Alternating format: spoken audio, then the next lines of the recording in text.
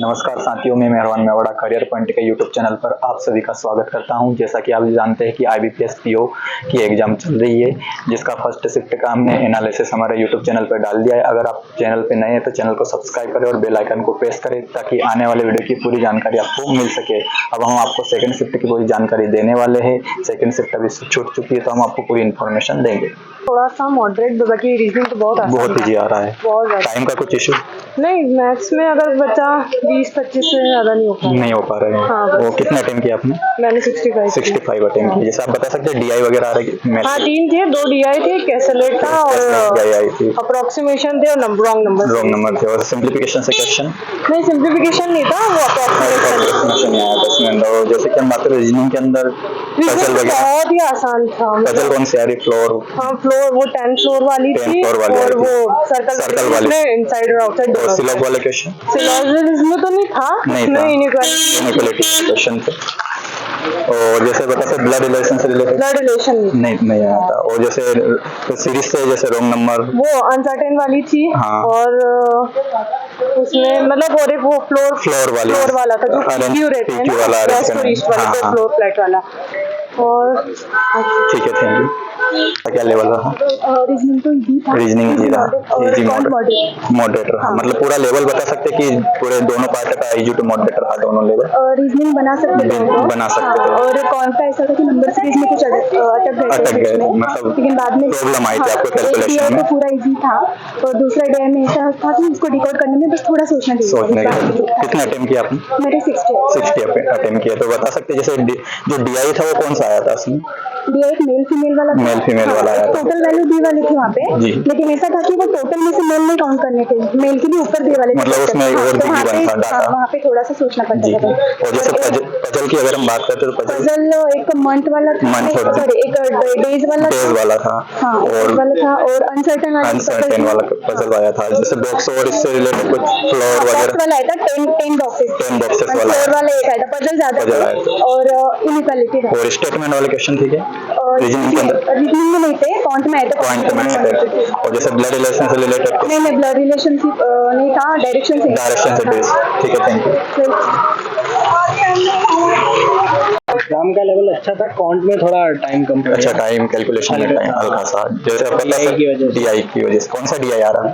DI तो सारे आए थे, क्लासलेट वगैरह कैलकुलेट भी आया था और बारग्राफ आया था जिसमें लीनियर वाला आया था। और जैसे कि रीजनिंग के अंदर लाइन की पजल आई थी और जो सर्कुलर फिटिंग की थी वो तो ठीक थी क्योंकि उसमें 4 इनसाइड 4 आउटसाइड अरेंज करने वाली। हाँ, और जो बॉक्स की आई थी वो भी बराबर थी क्योंकि उसमें 10 बॉक्स बराबर दिए गए थे। बॉक्स वाली आई थी। एक आई थी 4 फ्लोर और 2 फ्लैट वाली, तो वो भी इजी थी। उसमें मतलब 2 वो थे कि नाम भी दिया हुआ था, वो भी दिया हुआ था। अच्छा, लाइक करने वाले भी थे। तो रीजनिंग तो इजी थी। सिलॉग नहीं आया था। और ब्लड रिलेशन से रिलेटेड डायरेक्शन आया था। डायरेक्शन का एक आया था, तो उससे रिलेटेड 2-3 क्वेश्चन आए। वो एक बार में बन रहा था, उसका कोई कठिन क्वेश्चन नहीं था। उसमें एक का ही पाइथागोरस से डायरेक्शन निकालना था। हाँ, बाकी तो रिलेशन से रिलेटेड क्वेश्चन ही थे। और जैसे इसमें टाइम वगैरह किस पार्ट में आपको? टाइम क्वांट में थोड़ा कम। अच्छा, क्वांट में थोड़ा कम प्रैक्टिस मतलब बना सकते थे आप? क्वांट में बना सकते। थोड़ी DI की अगर प्रैक्टिस ज्यादा करें तो क्वेश्चन अगर हम लेवल देखें तो इजी, मॉडरेट या फिर लेवल वाले तो ठीक था। बस DI में अगर DI में कैलकुलेशन इजी थी तो उसमें वेरिएबल था, आपको उधर कैलकुलेशन ज्यादा करनी पड़ती है। तो मान लो अगर DI की आपको वहाँ पे पर वैल्यू निकालने की कैलकुलेशन ज्यादा करनी पड़ रही है तो क्वेश्चन में कैलकुलेशन के अंदर टाइम तो दोनों में लगता है। पजल और DI के अंदर ही जो टाइम लग रहा है। पजल का लेवल तो इजी था, कोई कठिन नहीं था। सर्कल में अनसर्टेन नहीं आई। सर्कल में DA वैसे कितने लोग हैं, लाइन में अनसर्टेन आ गया था। बाकी बॉक्स वाला भी ठीक था।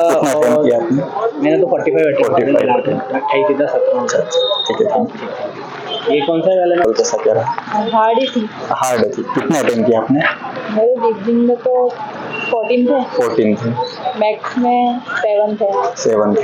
मतलब टोटल में सीरीज ज्यादा आई थी और सिंप्लीफिकेशन कम आया था। अर्थमेटिक इजी आई थी और वो DI हार्ड आया था। और पजल वगैरह? पजल भी अच्छा है, बना दिए थे आपने? हाँ, एक बनाया था, बाकी थैंक यू।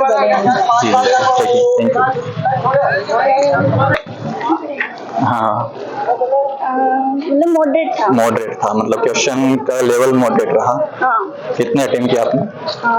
45 अटेम्प्ट किए। तो आप बता सकते हैं जैसे मैथ्स के अंदर डीआई वगैरह से क्वेश्चन कैसे क्या रहे? 3 DI 3 DIs आई थी। कौन कौन सी आई थी? जैसे कैशलेट दो वगैरह? डेटाबेस थी अच्छा, और दो एक डेटाबेस, कैशलेट। एक कैशलेट थी।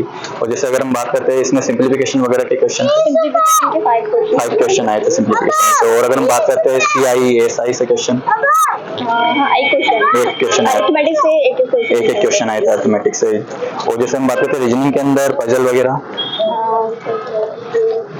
फ्लोर बेस्ड पजल आई थी। बॉक्स से बॉक्स वाली भी आई थी और सर्कल वाली भी थी। और इसमें लीनियर वाली पजल भी आई थी। और जैसे अगर हम बात करें ब्लड रिलेशन या डायरेक्शन डिस्टेंस से क्वेश्चन थे, डायरेक्शन डिस्टेंस ब्लड रिलेशन से नहीं था। और सिलॉग वाले क्वेश्चन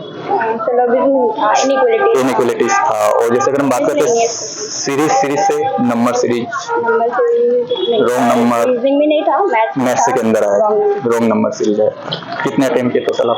45 अटेम्प्ट। आपने देखा बच्चों द्वारा जो इन्फॉर्मेशन दी गई कि जो एग्जाम का जो लेवल है अभी इजी टू मॉडरेट ही रहा। मतलब जिसने अच्छे से प्रैक्टिस की है क्वेश्चनों की वो पूरा क्वेश्चन बना के आ रहे, मतलब अच्छे से अटेम्प्ट क्वेश्चन करके आ रहे। टाइम का भी ऐसा है कि तो टाइम जैसे डीआई वगैरह है इनमें ही टाइम मैथ्स के अंदर लग रहा है और जैसे नॉर्मली क्वेश्चन आ रहे हैं। और जैसे कि हमने आपको पूरी जानकारी दी है सेकंड शिफ्ट की, अगर आप हमारे साथ बने रहिए हम आपको थर्ड शिफ्ट की पूरी जानकारी देंगे। अगर आप चैनल पे नए हैं तो चैनल को सब्सक्राइब करें और बेल आइकन को प्रेस करें ताकि आने वाले वीडियो की पूरी जानकारी आपको मिल सके। धन्यवाद।